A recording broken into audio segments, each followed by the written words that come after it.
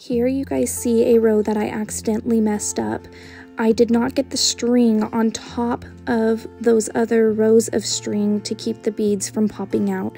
So we are going to fix them, and I'm going to show you guys how. First, grab your needle and just a short piece of string like you normally would if you were beginning a new string while beading.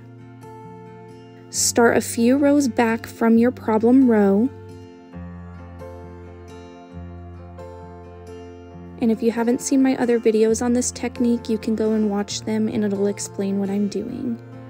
But as I go back through these rows, I'm trying to make sure that that string is on top of the column strings, which will prevent those beads from popping out.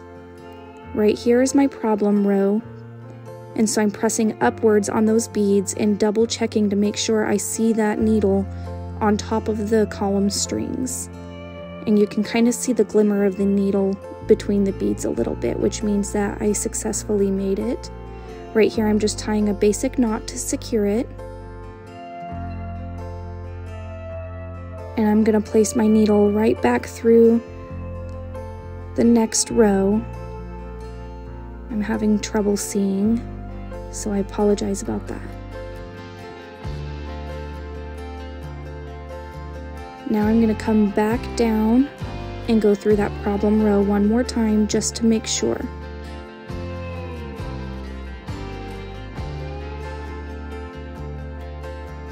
And I'm going to tie another knot.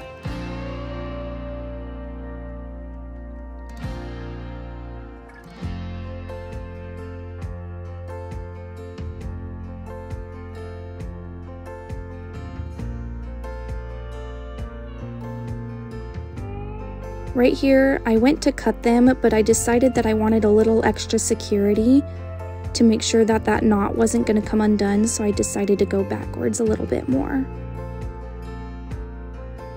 Now that I've passed through these rows of beads a couple of times, it begins to get a little stiff and harder to move the needle through.